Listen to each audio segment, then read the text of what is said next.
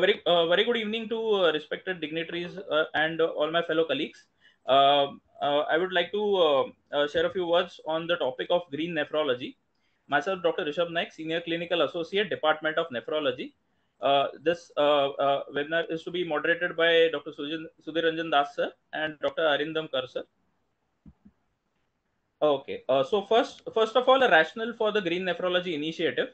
The climate change, which is driven by rising greenhouse gases released primarily from the use of fossil fuels and overuse and pollution of natural resources, is occurring at a rapid pace. And this is one of the major global challenges.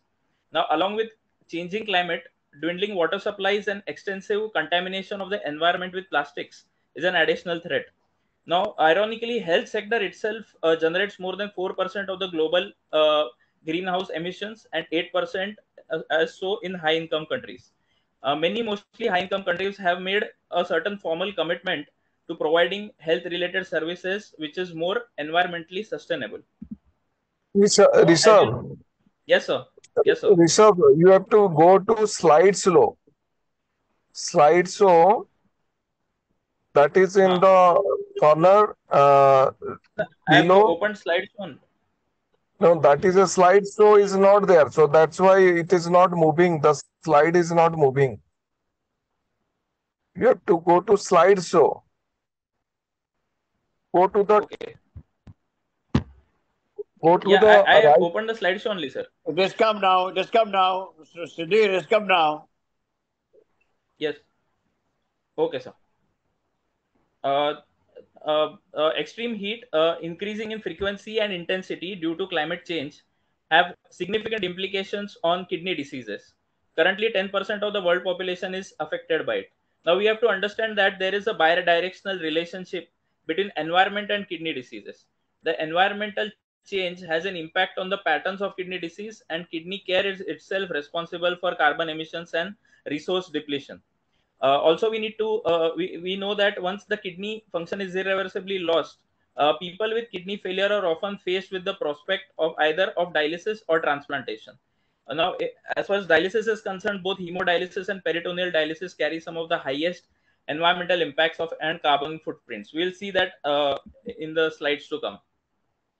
Now, hemodialysis consumes vast quantities of water and energy and produces high volumes of waste. Whereas peritoneal dialysis has fluids which are packaged in plastic and need transport from point of care to other places. Also, the repetitive nature of the dialysis adds to resource usage and waste generation. So, to counter this, there is the International Society of Nephrology Emerging Leaders 2022 program. The main mission is to make an awareness with regards to above and to bring together a worldwide network of future leaders in kidney care. 2 points that they primarily will be catering to is avoiding climate instability and at the same time providing a high quality kidney care. So this forms the basis of the green nephrology, and there is a toolkit, a comprehensive guide encompassing the latest knowledge and framework to reduce this carbon footprint and waste. So it has certain initiatives. The initiatives are to identify the knowledge gaps and areas of research to be explored. Second, to understand the knowledge and attitude of the healthcare professionals on this issue. Third, to identify the current and the possible practices on sustainability and the barriers to the implementation. And last but not least, to equip the nephrologists with the right know-how to how to transform their units into more environmentally sustainable and friendly centers. Yeah, another ways to reduce the environmental impact of dialysis therapies may include capturing and reusing reverse osmosis reject water, using renewable energy, improving the waste management, reducing the dialysis flow rates, and improving packaging materials and point of care dialysis generation. Now, there are certain initiatives that include sustainable nephrology action planning from the Canadian Society of Nephrology and a recent launched international initiative which is called as Green K Initiative, which is global environmental evolution in nephrology and kidney care. Finally, although telemedicine has been transforming the medical care since the pandemic, it's also reducing the carbon footprint. Despite these encouraging steps in the right direction, we are still far from reaching the unified strategy within the nephrology community. Now, this is the Green K initiative, which is our shared responsibility on environmental sustainable kidney care. Uh, it is an international joint activity of leading national and regional kidney societies on an environmentally sustainable kidney care through advocating and educating in green nephrology to reduce the carbon footprint. It includes following best practices in sustainable and low carbon kidney care, then promoting early diagnosis, prevention, and transplantation. Apart from that, it also emphasizes on the shift from single use to circular economies, and monitoring the energy and the energy usage and the emissions, and transition from low carbon and transition to low carbon and zero waste dialysis therapies. Now, important to note is the first point of the Green K initiative, that is our shared responsibility, that is an urgent necessity of global environmental sustainable kidney care. Now, the kidney disease and climate change, as I already said, have a bidirectional relationship, each worsening the other. Now, specifically, a single hemodialysis treatment, carbon emissions are comparable to that of an average vehicle drive of about 100 kilometers. A hierarchical patient-centric approach that permits climate change mitigation and adaptation is necessary. So there are 3 points in that.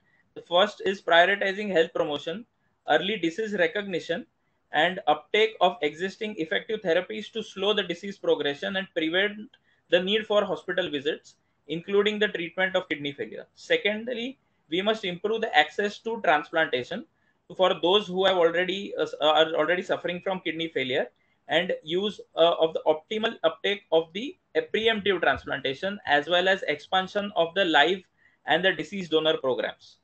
Third is the urgent need for lower environmental impact of the dialysis therapies. We would be seeing briefly how the what are the various measures in order to counteract the adverse environmental effects of kidney therapies.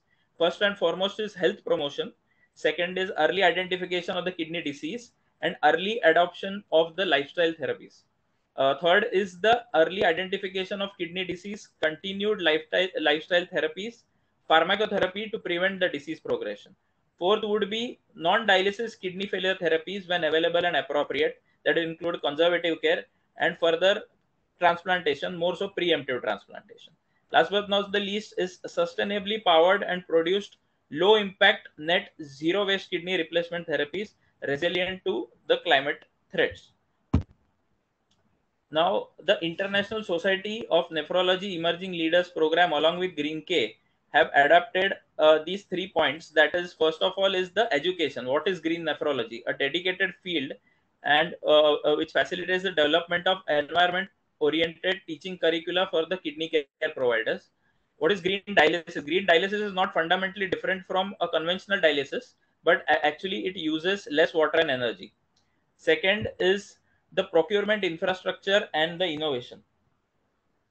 We need to develop international procurement pathways and standards for medications, dialysis equipment, and consumables, and communicate these standards broadly. Now we need to advocate for the industry-aided transition to low carbon and zero waste dialysis therapies via well-publicized green industry channels. Now there is a paradigm shift from a single use to circular economies for kidney replacement therapies, that is repairing, refurbishing, remanufacturing, and recycling. For third and the most important is sustainable clinical pathways in kidney care to promote the patient cost and environmental benefits of early diagnosis, prevention of progression, and uptake of transplantation. Now, what is a green kidney unit? There are 12 steps to a green kidney unit. First of all is as far as possible dialysis avoidance and tailoring of the dialysis. So promoting the early prevention bundles to mitigate the progression to end stage. For those approaching the end stage and suitable for transplantation, to give the option of preemptive transplantation or a optimum living donor program and participation in pair exchanges. Once the transplantation has occurred, we need to review the graft survival and explore various ways to enhance it. For those that are not able to receive the transplant, we should introduce what is known as incremental dialysis, for those that is slowly increasing the frequency of dialysis from once to twice to thrice a week with preserved urine output, and decremental dialysis, which is the opposite for frail or end of life patients who find 3 weekly dialysis difficult. Second is communication and engagement. So one person from the hospital who undergoes training in sustainability, who is a staff, who is called as a sustainability champion. Then second is a patient representative, which is a kidney community green ambassador. And then there should be a working group on a managerial support level. Now, reduction and decarbonization of the travel. The patient transport is also a significant contributor. It's just not that only at the level of the hospital that the carbon footprint gets increased. A kidney unit's carbon footprint is both costly and polluting. So there should be a move to low emission vehicles as soon as possible. Third is to aim to offer virtual clinics rather than in-person ones. Then we move on to reducing the energy consumption of kidney care estates. That is, perform an environmental audit of dialysis units and kidney care buildings. Now, apart from that, you need to retrofit buildings with cost-effective insulation in order to reduce the heat loss. Furthermore, there is decarbonizing the energy resources. If possible, we need to switch to a 100% renewable energy purchase agreement. Explore the local micro generations such as solar power. This may work in small satellite units which have available roof space, or large car parks and heat pumps, which will help in energy generation. Now, one such study was done in Australia, which showed 12 years of implementation of solar power to operate 4-chair home dialysis training facility, offering 5-hour sessions 4 days a week.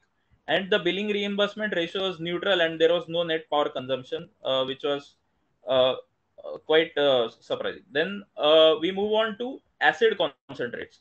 Now, wherever possible, switch to bulk delivery of acid concentrates distributed through a ring main system, or their on-site reconstitution from dry powder, in order to reduce use of plastic canisters. This reduces both the concentrate waste and the plastic waste, saves the carbon emissions, and also reduction in the transport and the manufacture of all these products.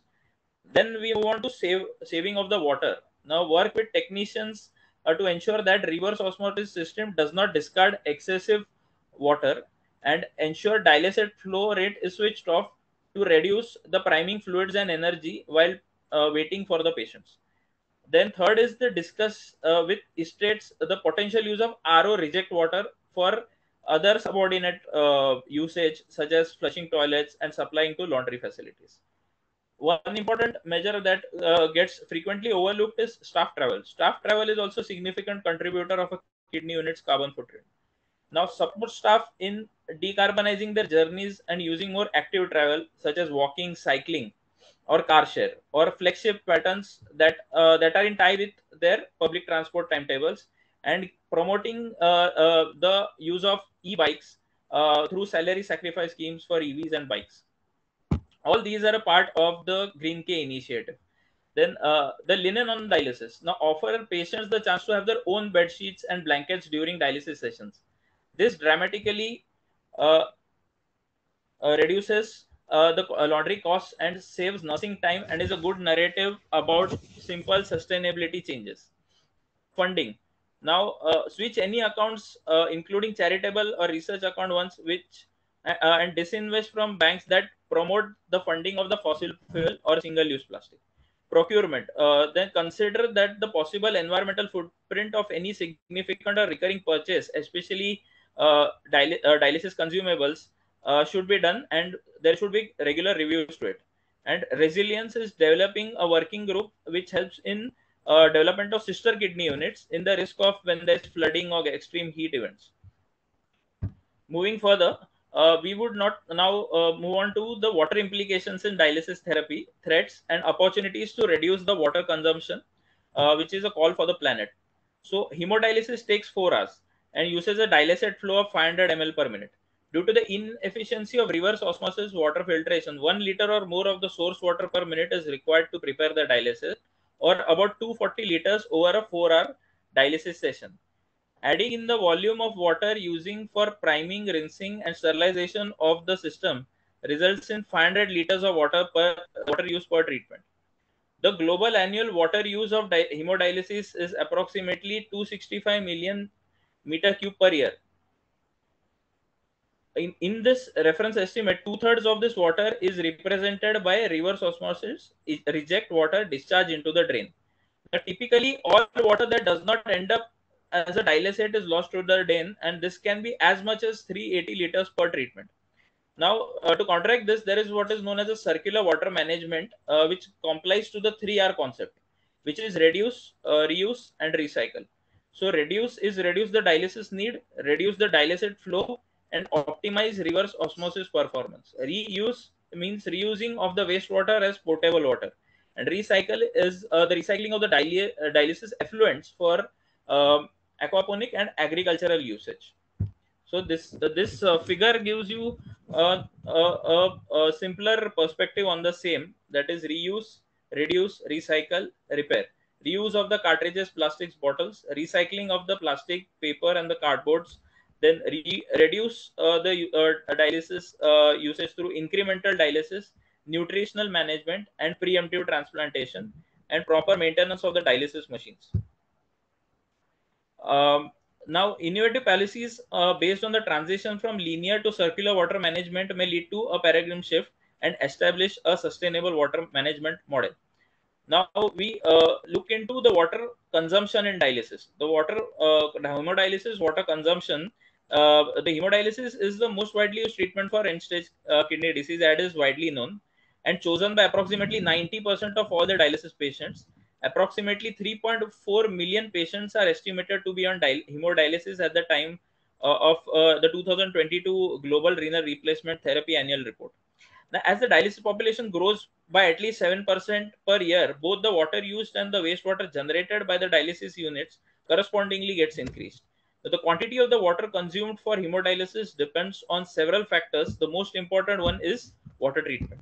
The reference calculation of the water consumption in hemodialysis is approximately 0.5 meter cube per session. And based on the assumption that the two-thirds of this water is reverse osmosis, that is discharged into the drain. Hence, the calculation comes to around 80 million meter square per million hemodialyzed patients per year, which is quite substantial. Now, the water consumption is even more higher in hemodiafiltration, with at least 22 liters of sterile solutions added for each dialysis session. Moving on to peritoneal dialysis water consumption. At full schedule, a peritoneal dialysis patient uses 4 dialysate bags per day. That is about 2.5 liter bag, each bag. But the production of this 10 liter of dialysis fluid consumes a much higher amount of water on an industrial level. Also, the dialysate for PD is packaged in plastic. Even though the fact that the water footprint of plastic varies, creating 1 kg of plastic bag typically requires around 180 liters of water.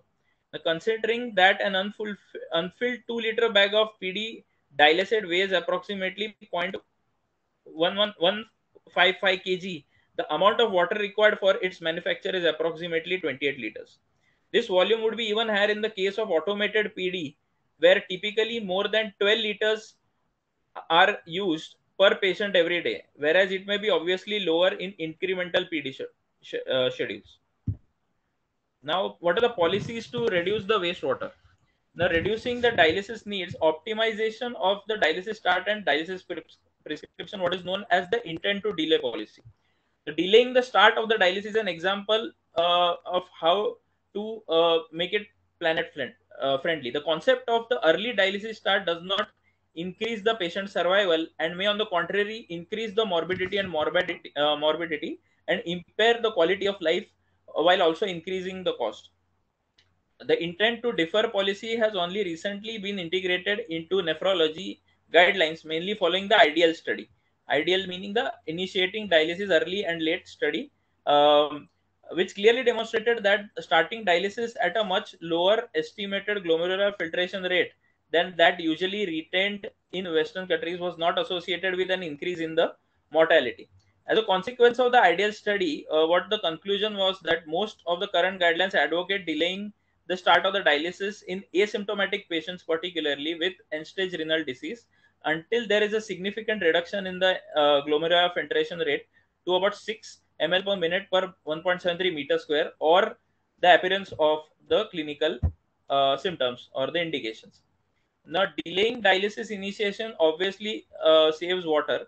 For every patient month of dialysis delay, the amount of water spared is approximately 6,000 liters, that is 12 sessions into 500.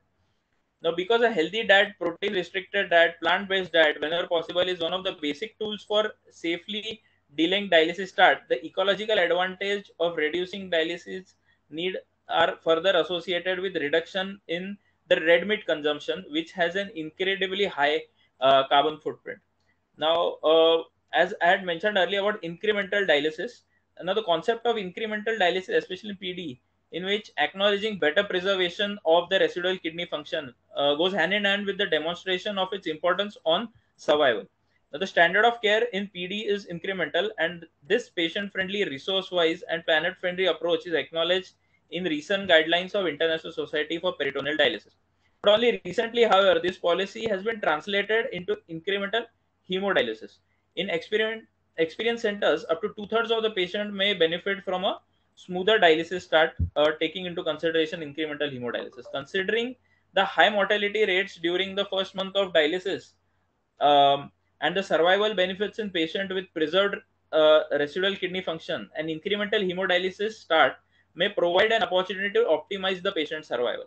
Now, even at an equivalent survival, preservation of the residual renal function may reduce waste and wastewater consumption and generation, and improve the quality of life. For every patient month dialysis increment, the water amount spared would be around 2,000 liters. Like if 4 sessions are omitted per month, that would amount to that. Then optimization of the reverse osmosis systems in hemodialysis. Now, during hemodialysis, two distinct reject fluids are produced. First one is the RO reject water, and the second is the reject water coming from the dialysis machine, which has been in contact with the patient's blood and contains the uremic waste and has a microbiological hazard, obviously.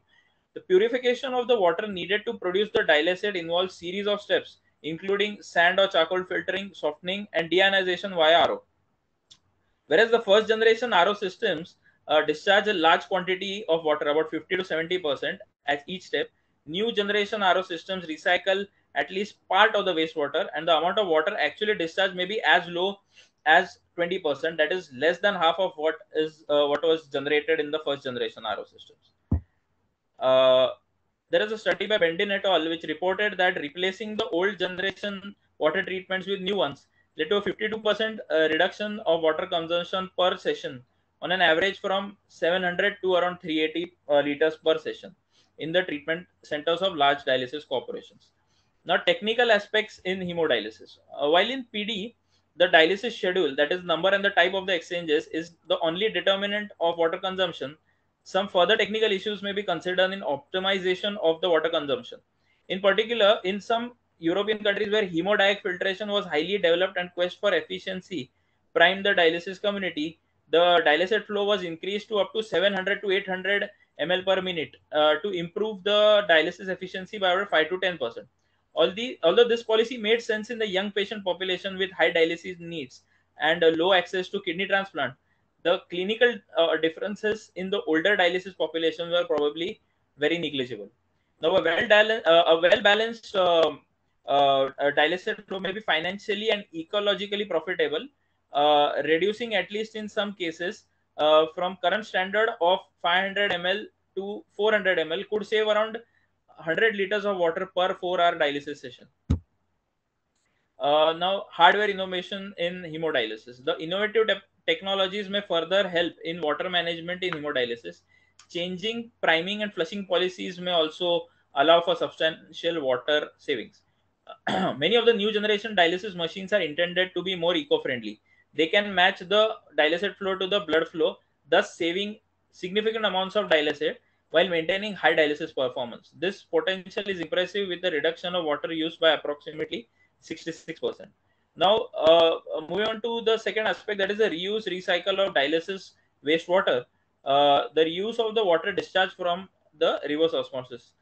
The RO reject water is suitable for many uses. Indeed, the water discharged from RO has no contact with the patient's blood, and therefore there is no infectious or microbiological hazard or danger. This water is rich in salts, and as a result of the deionization process, and it complies with the quality parameters of drinking water. Although an analysis of wastewater is needed to further plan its use, there is no theoretical limitation to the use of RO reject water, for instance, for in-hospital services, including sterilization facilities, laundries, etc. This type of wastewater can be used in agriculture, horticulture, aquaponics, and recent experiences reported the results of recycling approximately 12,000 liters of water, leading not only to relevant savings but also sparking the interest of patients and dialysis teams in a planet-friendly, sustainable approaches. No legislation requires that dialysis services reuse the RO reject water. However, there is no law that bans this procedure, thus leaving space for different initiative on that front. Now, last but not the least is the reuse or the recycle of the dialysate. Now, although the spent dialysate is considered at high microbiological risk, Australian studies showed that these effluents may meet the Food and the Agriculture Organization, United Nations, WHO recommendations. The efforts are also being done to generate online Part A, Part B dialysate similar to how RO water gets generated. Um, Taras et al. Explored this possibility of recycling spent dialysate for landscaping, watering, and agriculture. They collected and mixed the spent dialysate with the RO reject water for the same.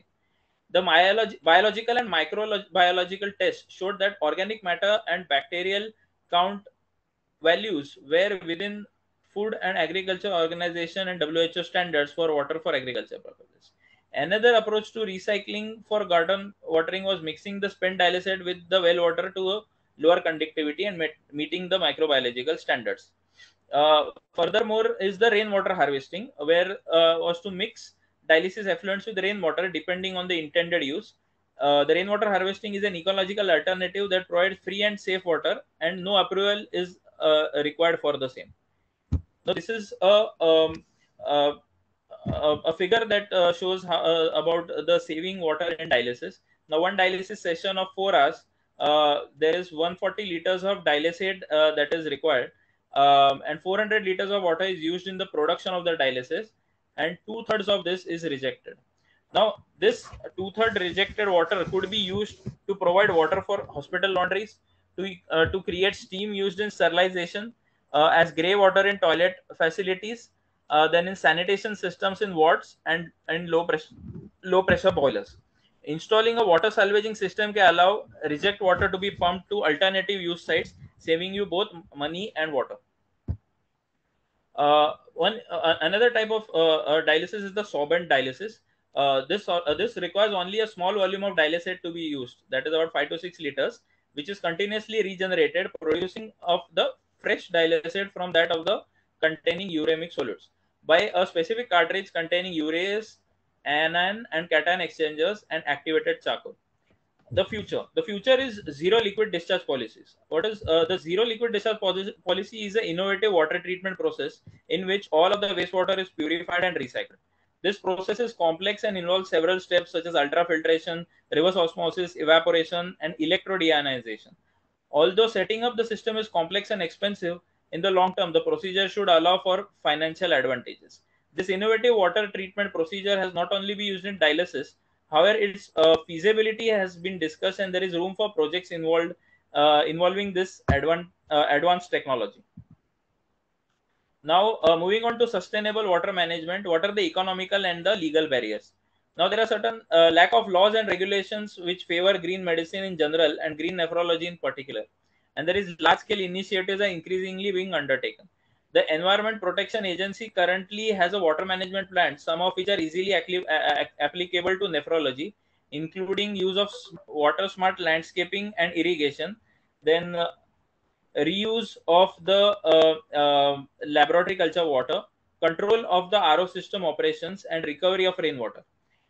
In Europe, there is a guide to cost benefit analysis published by the European Commission in 2014, which indicates that externalities, that is, the indirect costs or benefits that include and environmental impact must be taken into account. And this guidance legitimizes systemic evaluation of healthcare projects, such as for new dialysis units, and may support specific choices such as a centralized dialysis delivery system. Now we have a figure over here which shows a vicious cycle and a virtuous cycle. The vicious cycle is on the left, which shows the lack of communications with stakeholders, which is a barrier to the behavioral changes. The lack of stewardship and governance of dialysis water management leads to low sustainability, and lack of the awareness leads to missed opportunities, all leading to water waste and financial loss.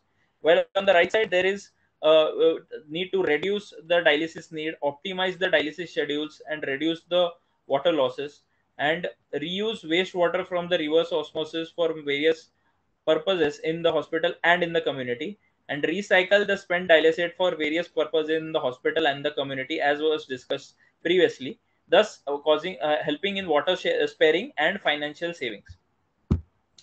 So just summarize in one slide the water and the dialysis therapy in key points. So hemodialysis is water intensive and water hungry treatment that may have a negative impact on the environment. Presently, hemodialysis annual water consumption is estimated to be 265 million metric cubic meters, resulting in about 0.5 meter cube per session for almost 3.4 million patients, assuming that they are treated for 4 hours 3 times a week. So up to two-thirds of this wastewater is rejected water from reverse osmosis system, that is amounts to around 176 million meter cube, plus the rejected water from the dialysis machine. This water has the potential for being recycled and reused, as was discussed. Now, 3 R's that we need to remember is reduce, reuse, recycle. That may change dialysis water management from linear to circular. Reduce includes various steps, that is delaying the renal replacement therapy initiation, choosing an incremental hemodialysis policy, improving technology in the dialysis machines, and maintaining their maintenance and repair, and the reverse osmosis usage. The reuse and recycle refer to the rejected water from the reverse osmosis and the spent dialysis. The reverse osmosis reject water is not contaminated. It is microfiltered and a softened version, and meets the WHO criteria for drinking water. The spent dialysate, which has been in contact with patient blood, may be processed and may be used for agriculture or aquaponic purposes. The education of the healthcare staff and the stakeholders is necessary to increase awareness of the environmental impact of dialysis and facilitate targeted programs. The systematic application of the 3R policy will not only is not only environmental but also financial savings can occur, shifting from the vicious to the virtuous cycle, as was discussed earlier. Important aspect of dialysis is the dialysis waste management. Now, during every hemodialysis session, more than 1 kg of medical waste are produced. Part of them are recognized as infectious waste, that is waste contaminated with blood and body fluids, according to the WHO organizations. This is the dialyzers, the bloodlines, the needles, which are the most important hazardous waste. During 420 million HC sessions worldwide yearly, more than 240 million kg of medical waste is produced. Waste incineration of such a big mass has a significant impact on the environment as well as the cost of the treatment. Now, the different categories of waste from dialysis include shafts and needles, IV tubings, bloods, body fluids, pharmaceuticals, and dialyzers. Firstly, all waste used in dialysis should be recognized and differentiated as hazardous and non-hazardous. Next, the non-hazardous waste should be divided into which is recyclable and non-recyclable. The recyclable one is paper and plastic. Non-recyclable one, but still non-medical, is the municipal waste. Only the hazardous, that is the dialyzer, bloodline, needle, and syringes, etc., will be considered as a medical waste. The sharp waste must be stored in approved secure container that has a locking lid. The sharp containers must never be overfilled and must be picked up for disposal on a regular basis. Second is the biohazardous waste, sometimes refers to as the red bag waste, includes any items contaminated with blood, blood products, or bodily fluids. These items must be collected and stored in approved biohazardous waste containers. The biohazardous waste containers must be spill and leak proof and prevent the cross contamination from occurring. Third is the pharmaceutical waste can cause illness or even death if improperly stored or disposed of. Expired contaminated or unused medications from dialysis centers should be stored in tamper-proof, spill-proof, secure containers. One important point here is the emptying of the dialysis sets from residual fluids also leads to decrease in the total gross weight of the medical waste and may lead to significant savings. The manufacturer efforts should lead to developing HD machines which automatically empty such dialysis sets. Now, a Fresenius 6008 machine allows to save 150 gram of medical waste due to emptying process at the end of the dialysis in comparison with the other Fresenius machines, that is 4008 and 5008, which is one such example. Also, medical staff should take care on fully emptying of the set after dialysis session. This is in line with the European ERA EDTA policy of going green. That is the green initiative. The methods currently used for sterilization of dialyzers include the treatment with ethylene oxide and gamma irradiation. Now, one important suggestion would be a gamma radiation sterilization, particularly useful for sterilization of peritoneal dialysis set, is superior and should be preferred over heat sterilization, which is commonly done. Now, short point on plastic recycling and why it is very important is a yearly therapy for an average continuous ambulatory peritoneal dialysis, which majorly makes use of plastic, generated about 21.4 kg of recyclable PP plastic and 81.4 kg of recyclable PVC plastic. If recycled versus landfilled, about 0.02 metric tons and 0.08 metric tons of carbon dioxide equivalent waste respectively would be saved, which is quite substantial. From all these points, one point still remains is the climate change effects on the kidney patients. Just as the process of taking care of kidney patients can adversely affect the environment can adversely affect people with kidney disease. For example, kidneys are highly susceptible to extreme heat caused by climate change. Even the kidneys of healthy people can be injured by heat stress that can cause repetitive episodes of acute kidney injury via dehydration and may lead to CKD. Higher temperatures have also been associated with increased frequency of kidney stone formation and diffusion of vector-borne diseases for like malaria, dengue, further increasing the risk of AKI. Indeed, recurrent exposure to high temperature and dehydration was shown to promote tubular injury in mice in animal studies. This appears to be an issue in agricultural workers in lowland tropical regions and likely of greater significance in low and middle income countries that often lack resources and infrastructure. All of the above will likely increase the frequency of AKI events and of CKD as a consequence. Thus, the rise in CKD will then impact the environment and climate, leading to an environmentally unfriendly vicious cycle. To give you a gross idea about the same, climate change causes altered rainfall patterns, rising temperatures, and increased extreme weather. The rising temperatures causes an altered mosquito distribution, increases the risk of stone disease, increases the chronic kidney disease percentage, and increases the acute kidney disease risk. Altered rainfall patterns also increases to the mosquito distribution and increased flooding. Now, increased extreme weather change can be in the form of frequent heat waves, increased flooding, and bushfires. Now, the water contamination can lead to diarrheal disease and rodent-borne diseases such as leptospirosis, further contributing to acute kidney injury.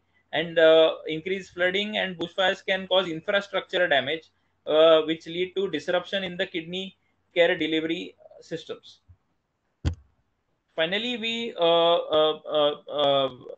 concentrate on the preventative measures to attenuate the development of the kidney diseases, that is pest control, vaccinations for vector-borne diseases, and better water access for heat stroke related acute kidney injury, and development of the mitigation strategies and crisis plans to foster community resilience in the impact of climate change on kidney care and to improve disaster preparedness.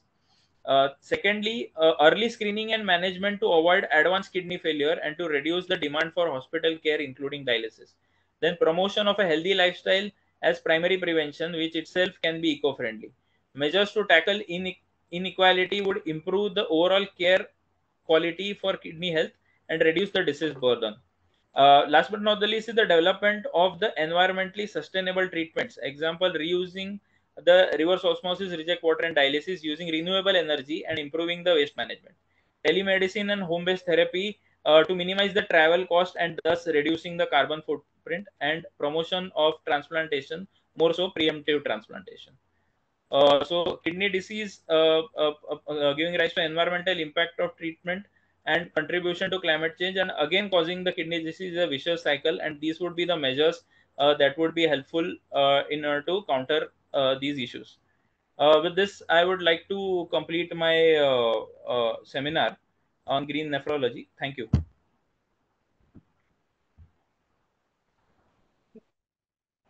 Das sir, I would invite you to do some comments. Otherwise I would have certain questions, and also after Das sir, you please, all the attendees, if you have any questions on this. Arindam, this is a very hot branch nowadays. Everywhere you go to the meetings, then this green nephrology will be one topic to be discussed always in those conferences. So obviously, whenever we are doing any intervention, any procedures, we want to reduce the carbon footprint. So that is the norm. Otherwise, next 50 years or so, or 100 years after, maybe there will be more plastic than the human beings.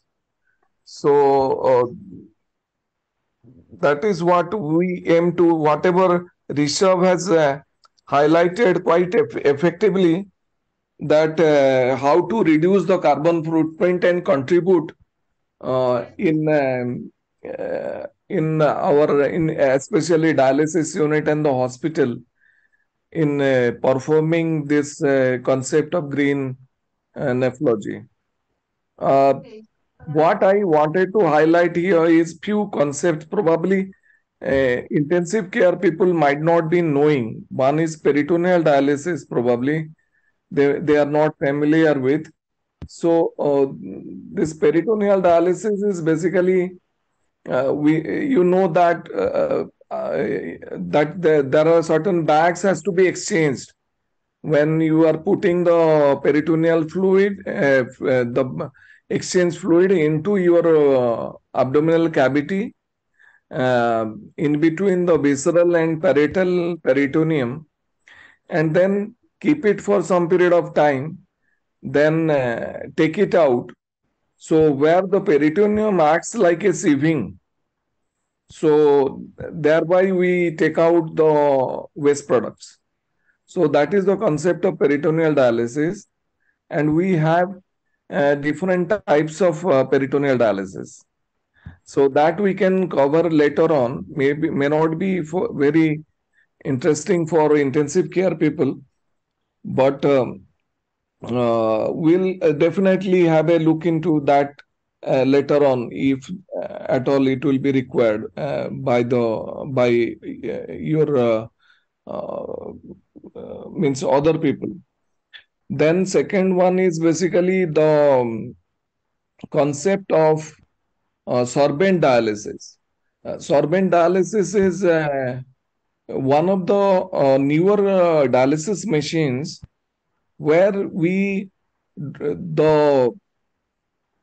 dialysis machine can be miniaturized, and you can take it in a box, or the box which is maybe a 2.5 kilos or 5 kilo weight, and you can take it with you anywhere you want. And that, for that reason, what they do is the dialysate fluid which has been usually discarded during the dialysis process is basically regenerated to produce another the dialysate again. So that is basically you are utilizing a very limited water in that scenario, since 500 to 750 ml of water is good enough to continue for at least 6 hours of dialysis in those sorbent-based dialysis machines. So basically, whatever we are talking about is the reducing the water waste. The other thing is the equipment wise, we can actually, this is one of the topic for hospital administration or management persons who are trained for that. Basically, they also have to face this reducing the electricity consumption in the hospital building. So many of the things can be done, which I don't know whether I think we have also in our hospital. One is that when you are there is a sensor which will trigger whenever there is a movement. So there is a then the lights will switch on. So that way, if there is no movement, so the automatically the lights also will go down or switch off. So that way you are conserving the electrical energy. One. So those are they are fitted in our cabins. If you can just go once to the OPD floor, you will see that when you enter inside the cabin, it will be completely dark and it will illuminate. So that is one of the way of conserving electrical energy. And obviously, electricity we know that is from the from the coal. Obviously, it is produced from the coal and electricity itself. So that way you can utilize the reduce the carbon footprint. The other thing is utilization of alternate use of energy, like let us say that solar energy, hydropower, and then wind energy, wind power. So all those things can be utilized in the setting. Some of the hospitals in US and Canada, they were the windows are coated with solar panels, and whenever there is a fall of sunlight, that absorbs and converts to electricity, and that can be utilized for the common use. So those are some of the kinds which can be utilized. So this is how we are aiming at. Probably in next 10 years, you will see that there will be significant reduction in carbon footprint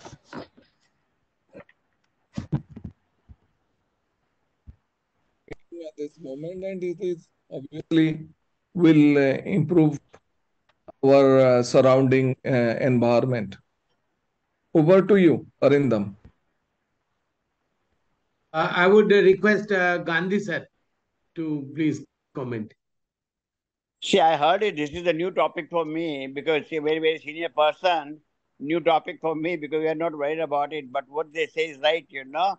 And only thing what I was wanted to ask Sudhir Ranjan Das or Dr. Rishabh Nayak. He mentioned about the reverse osmosis type 1 and type 2, and type 2 can reduce the wastage by significantly by 40% or so. Anybody using it? Yes, or what sir. is the difference between the type 1 and type 2, Rishabh? Uh, One is the water that is the spent dialysate that is not going into the dialysis machine, and that is first rejected, and other is coming in contact with the blood body fluids No, and no, the no, no, blood no. I know reverse osmosis. You know, you of the say. patient. No, no, The no. first can be Rishabh, used listen to me. can be used for uh, uh, uh, general as a normal water source, and other can be used for agricultural purposes and other community requirements. No, no, no. You mentioned something about this thing, reverse osmosis type 1, where you discarded was more than 50%. Other one you reduce is 20%, you know. That's what I was saying. What is the difference between reverse osmosis type 1 and type 2, you know? There where the reduction is much lesser. Why? Yes, yes. Sir, frankly speaking, I also have not got inside into that. Just I saw in the morning hours when Rishabh showed me.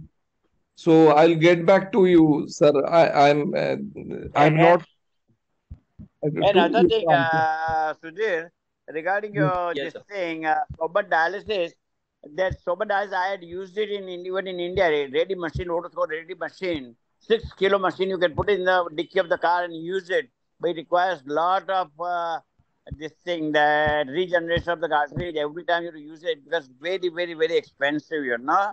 Correct, sir. Research Correct. and you have Yes, to replace the calcium and potassium also regularly. It's a cumbersome procedure. You have to have two infusion pump to give the potassium and calcium. Other calcium and potassium also get absorbed by the region. Sorbent dialysis, dialyze the cartridge. You get my point? It's not Yes. that correct. simple what they say. Ready machine was available even way back in 80s and 90s, when we had one person who had brought it. It is very, very Correct. difficult to maintain it in India. Yes, sir. No, I'm very happy that I Correct. attended this thing. At least there's something new. It has opened up my eyes, and we'll just look forward that how we can save the Yes, water, sir. carbon Thank you, dioxide, and plastic consumption. Correct or not? Good. Rishabh, I'm very happy that I attended the lecture today. Okay. Thank you. Thank you, sir. yes, sir. Thanks. Thank you, Yes, sir. sir. I have one question, Rishabh. The Yes, point, sir. there are two Thank you, sir. points Thank you so much. with my limited understanding of the subject itself. Yes, sir. Right. One is that Yes, sir. this is a criticism even after for the electric cars, right? We are now really aware of preserving energy, make the I'm able to hear environment you. much more friendly, right? That the electric car runs on a battery, and the Correct. battery recharging the electricity is generated from the coal itself, Yes, right? sir. So it's a actually there has been quite a criticism that whether we are really being green or it is apparently green. So that is also a question that Correct. whether we have really Correct. dug deep to look into that, how much we are preserving. And the second thing is that Uh, what is the that will have to be looked into, sir. Yes, sir. right, right. Just a comment. And Correct, sir. second comment would be also that really Thing to looking be into looked at. that Yes, sir. unless and until the process is simpler and economically justified, right? The healthcare industry will Correct. reject it, Correct.